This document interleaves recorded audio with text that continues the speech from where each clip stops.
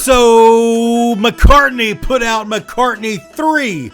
It's only taken decades for this record to come out. McCartney solo, following up McCartney I, McCartney II, naturally McCartney III.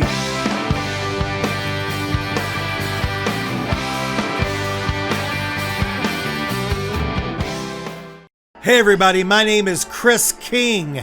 This is Love Live Music. If it's your first time here, thanks for checking in with me. I would love it for you to like it. If you've been here before, you know what we do. We talk about music, live music, recorded music. Right now, I'm talking over Paul McCartney. So the question is, am I feeling the new Paul McCartney, McCartney III album? In some ways, yes, and in some ways, not really. And let me tell you what I mean by that. First of all, it's McCartney, so you got to ask yourself, do you like Paul McCartney's solo stuff? To which I say, yeah, I like it. I've never gone deep into his solo albums, but I like the stuff I've heard. I like the hits. I've listened to a lot of the albums all the way through. I'm not offended by them.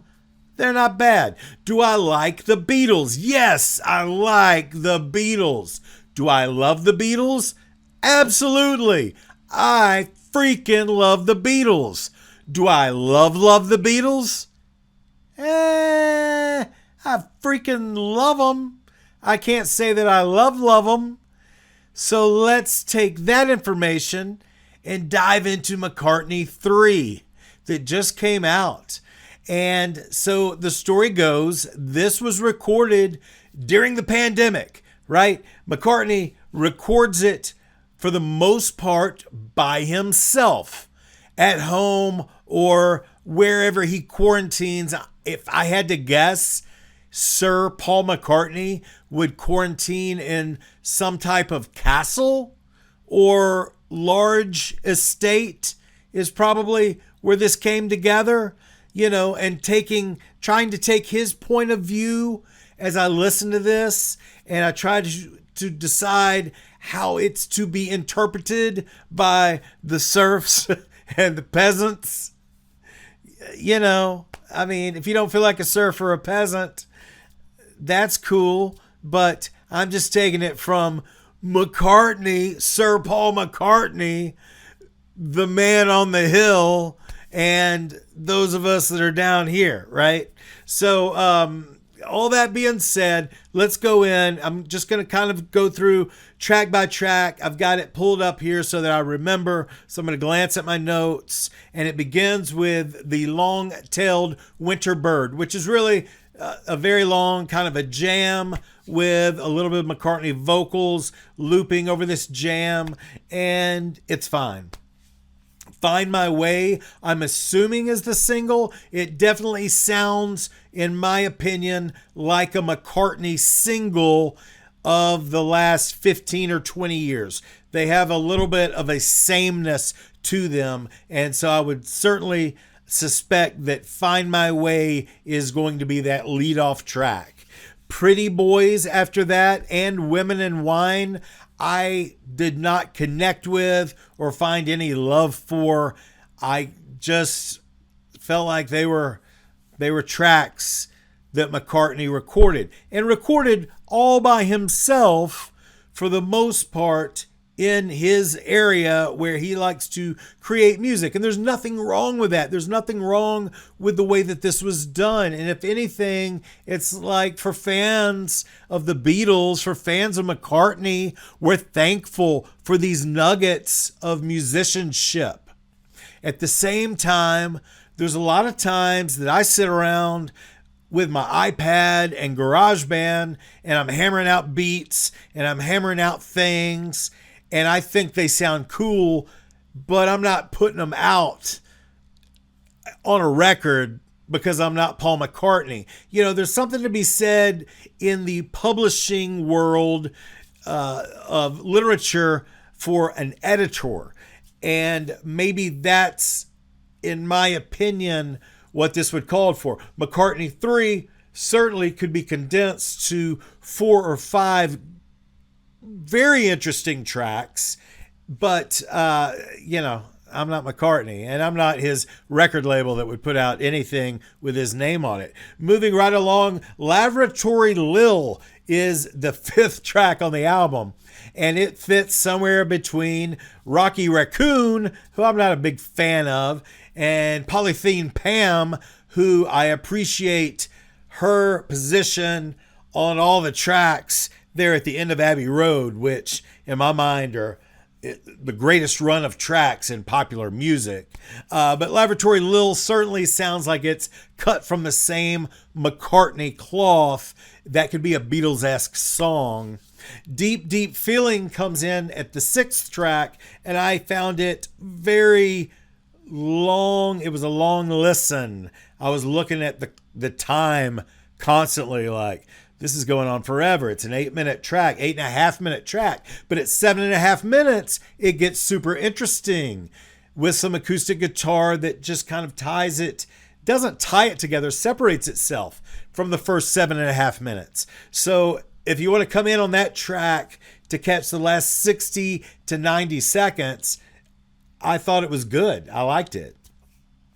Then we go to the only credited band track, and this is Slidin', and it's got Abe on drums, and I can't pronounce Abe's last name, but he's played with McCartney for like 20 years. He's the bald head big dude that plays drums, and he's fantastic, and his drums always sound so good. And this, if I were to go see McCartney in 2021 or 2022, whenever we anticipate him to come back around on the road, I would think that this Slidin' track would be one that the band would perform, and I would be excited to hear that.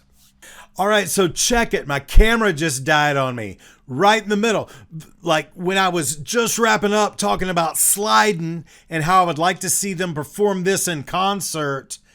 And right when I was going into Kiss of Venus, which is the number 8 track on McCartney III, and certainly, in my opinion, one of the more interesting songs, and one that really has that old school McCartney, it's, you hate to say Beatles-esque, but I only hate to say Beatles-esque if I was talking to Paul face to face. I wouldn't say, hey, that one sounds real Beatle-y.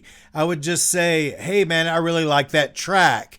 But the Kiss of Venus, I really enjoyed. Seize the Day was not so much for me. Deep Down was another one.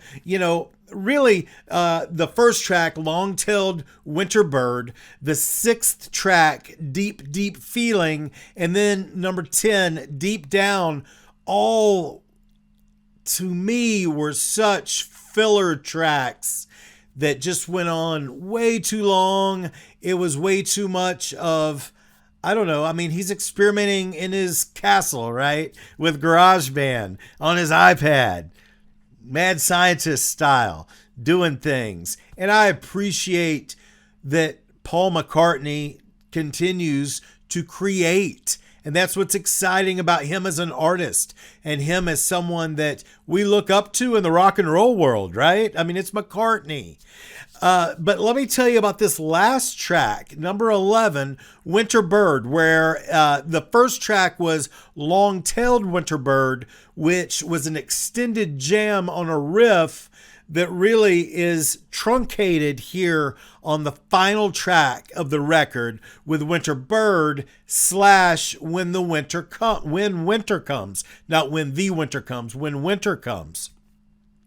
And so this track is actually credited as a co-production with George Martin of Beatles fame. And if you listen to it, once we get past the first 20-30 seconds, which is the riff of Winter Bird, and we get to When Winter Comes, and if you listen to this When Winter Comes portion of the track, and you compare Paul's vocals with the rest of the album, this is very much a younger Paul McCartney singing. This is very much, it's co-produced by George Martin, who passed away in 2015, 2016, around that time. So this had to have been recorded in some way. If it was, if it was the vocals were recorded and they came back and overdubbed the instrumentals, or vice versa, whatever. I would assume the vocals are from an earlier time frame because it just sounds like a younger Paul. Some of the stuff earlier in the album, some of the acoustic, quieter things, and we love Paul, and this is not a diss on Paul, but some of it just, he sounds a little of an older throat, of an older presentation, whereas this last track is really a treat if you get to it and listen to it and you hear it and you think, wow, that's a voice that is timeless. And McCartney is timeless. And I can't say that all of these songs on McCartney III are timeless, but as a man that is a creator of so much popular music that we've heard for the last 60 years, it's exciting. It's exciting to hear it.